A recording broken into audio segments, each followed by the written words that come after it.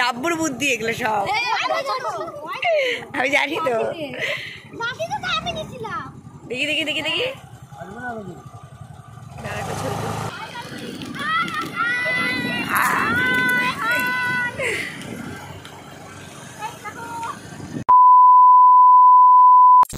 Hello guys, welcome back to my YouTube channel.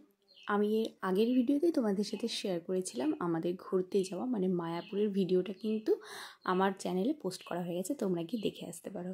আর আজ আমরা এসেছি দীঘা ঘুরতে। তো এখানে আমরা দীঘার একটা হোটেলে উঠেছি, হোটেলটা ঠিক হ্যালিপ্যাডের ওখানটায়, হোটেল তরঙ্গ লহরী নাম ছিল। তো দেখো চারিদিকের দৃশ্যটা কত সুন্দর। হোটেলটা আমাদের একদম সমুদ্রের ধারে হয়নি, একটু সমুদ্রের ধার থেকে প্রায় 10 মিনিটের রাস্তা, তার আগে আমাদের হোটেলটা বুক করা হয়েছে। তো বেশ সুন্দর, দেখতেই পাচ্ছ এখানে একটা বেড রয়েছে, কিন্তু বেড কাভারটা যদিও ভালো না, বাদবাদি সব কিছুই সুন্দর ছিল। এখানে ড্রেসিং টেবিল, কিন্তু ড্রেসিং টেবিলটা মানে আলমারি বক্সের মতন, ওটাকে খুললে ভেতরে অনেকটা জায়গা আছে, জিনিসপত্র রাখা যাবে।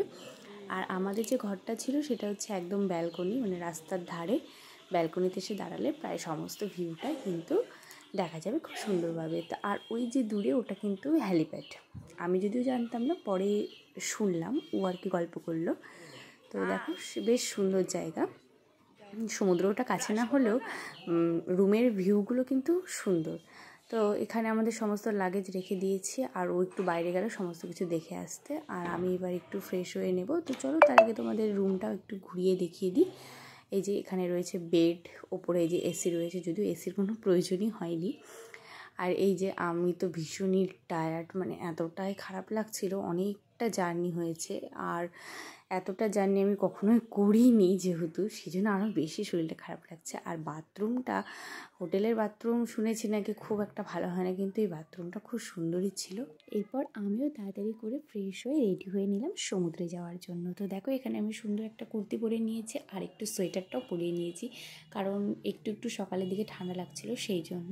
আর আমরা না পুরো মানে পিকনিকের মতন করেই গেছি। আমি তো এর আগের ভিডিওতেও বলেছিলাম যে আমাদের রান্নাবাড়ির ব্যবস্থা কিন্তু এখান থেকেই নিয়ে যাওয়া হয়েছিল, যার জন্য আমরা যে হোটেলে ছিলাম তো সেই হোটেলের ছাদে কিন্তু রান্নাবাড়ি হচ্ছে, একদম পুরো 3 বেলা রান্নাবাড়ি, সকাল দুপুর রাত। তো আমাদের সকালে টিফিন রেডি হয়ে গেছে, আর আমরা টিফিন করে যে যার মতন বেরিয়ে যাব। তো তার আগে দুপুরে রান্নাবাড়িও হবে, তো সেই জন্য আমরা সবাই মিলে একটু হেল্প করে দিচ্ছি। বললামই তো আমরা যেহেতু এখানে পিকনিকের মতন করেই এসেছি, তো সেই জন্য সবাই মিলেই একসাথে কাজ করছি। যদিও রান্নার ঠাকুর এসেছে, কিন্তু তবুও আমরাও একটু হেল্প করে দিচ্ছি সকলকে। আর এরপরে দেখো আমাদের টিফিনে ছিল ঘুগনি আর মুড়ি। তো এই সমস্ত কিছু খেয়ে যে যার মতন করে আমরা এখন সমুদ্রে বেরোবো। তো চলো সমুদ্রে যাওয়া যাক, আর যেতে যেতে তোমাদের সাথে কথা হচ্ছে। এবার ফাইনালি আমরা রুম থেকে বেরিয়ে গেছি সকলে মিলে সমুদ্রে যাওয়ার উদ্দেশ্যে। তা আমি তো ভীষণ এক্সাইটেড। ও না সকালবেলা গিয়েছিল কয়েকজনের সাথে সমুদ্রে ঘুরতে, তো এসে আমার সাথে গল্প করছে যে এত সুন্দর ঢেউ, এত সুন্দর গল্প করছে। আর আমার শুনে তো মনটা খুব মানে একদম মানে কি বলবো, ছটফট করছে যে কখন দেখবো। তো এই যে ফাইনালি আমরা বেরিয়ে গেছি সমুদ্রে যাওয়ার জন্য। তো আজকে আমরা যাব উদয়পুর, মানে আমি তো ঠিক অত জানি না, তো ওরা সবাই বলছে আজকে উদয়পুর যাব, আর রাত্রেবেলা হচ্ছে ওল্ড দীঘাতে যাব, আর কালকে যাব নিউ দীঘাতে। তো সব কিছু তোমাদের সাথে শেয়ার তো করছি, তোমরা দেখতে থাকো। আর এরপরে আমরা যাবো এই ভটভটি করে উদয়পুরে। আমি তো ভীষণ এক্সাইটেড, কারণ এই ভটভটিতে আমি কোনোদিনই উঠিনি, প্রথম উঠবো।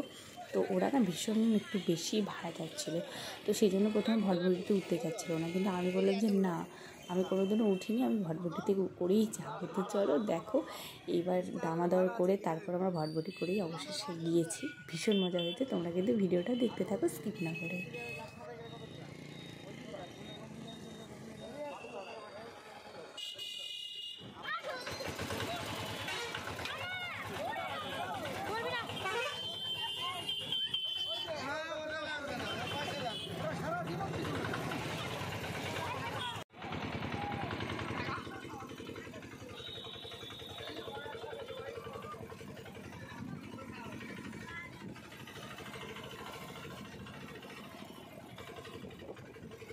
তো আমরা পৌঁছে গেছি উদয়পুর বিচের সামনে।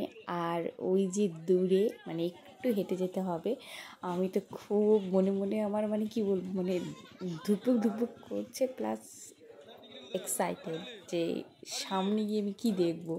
মানে এতটাই আনন্দ হচ্ছিল, সেই আনন্দের অনুভূতিটা আমি মানে ভাষায় প্রকাশ করতে পারবো না। আমার কাছে যেহেতু প্রথম সমুদ্র দেখা, তো সেজন্য আমার এইরকম পাগলামি মনে হচ্ছে। যার কাছে যেটা প্রথম একদমই না দেখা, সেটার কাছে গেলে মনে হয় এরকমই ফিলিংস হয়, যেটা আমার হচ্ছিল। তো ফাইনালি দেখো চলে এসেছি বিচের সামনে। ওফ, আর কিছু বলার নেই। তোমরা ভিডিওটা দেখতে থাকো আর এনজয় করতে থাকো। আর আমি তো ভীষণ এনজয় করেছি।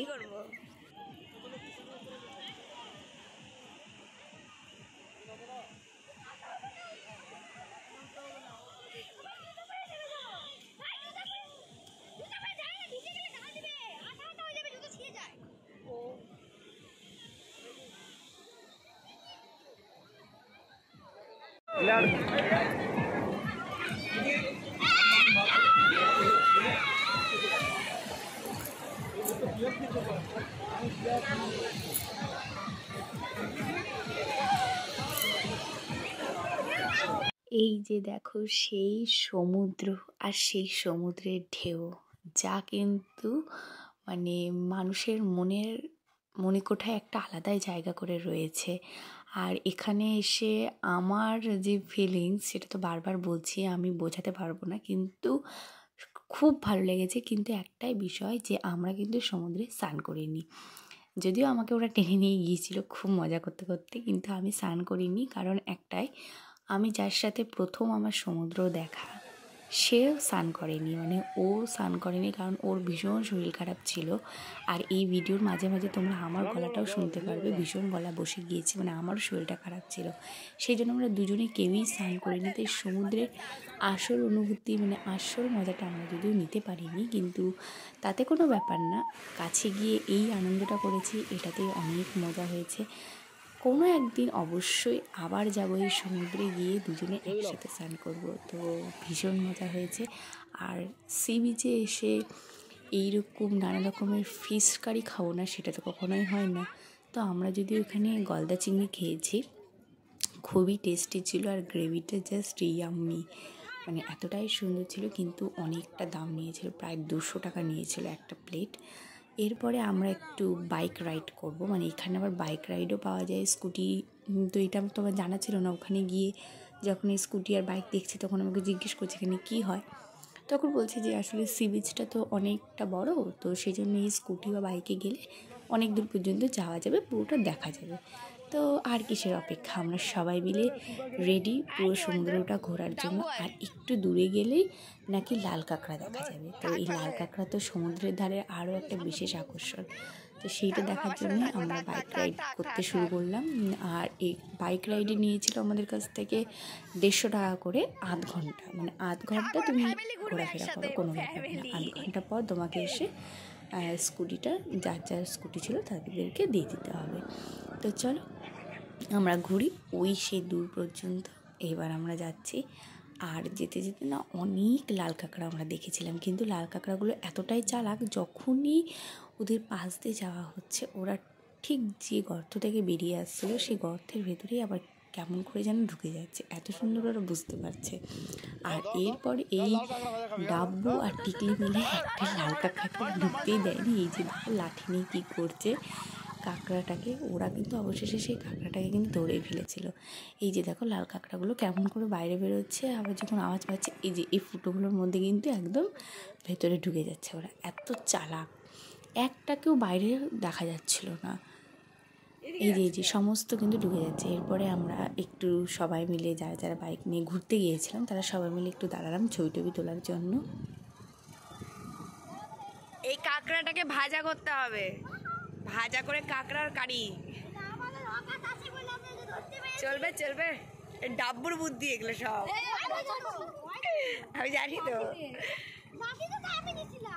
দেখি দেখি দেখি দেখি, চলো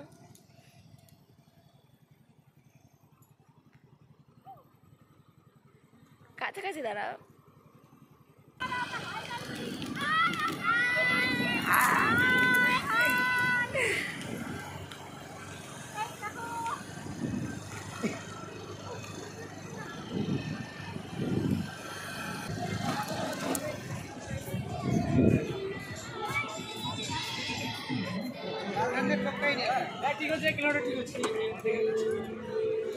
আমাদের ঘোরাঘুরি শেষ, এখন আমরা রুমে ফিরবো। প্রচণ্ড মজা হয়েছে, প্রচণ্ড আনন্দ হয়েছে, আর এরপরে আরও মজা আনন্দ বাকি, কারণ এরপরে যাব আমরা ওল্ড দীঘা, সন্ধেবেলা যাব ওল্ড দীঘা, আর কালকে যাব নিউ দীঘা। তো সেই সমস্ত ভিডিও তোমাদের সাথে শেয়ার করবো, আর সমস্ত ভিডিও আসছে ধীরে ধীরে। তোমরা কিন্তু সাথে থাকো আর দেখতে থাকো, আর যারা নতুন তারা কিন্তু চ্যানেলটিকে সাবস্ক্রাইব করতে একদম ভুলবে না। তোমাদের কেমন লাগলো সেটা কমেন্ট করে জানিও। বাই।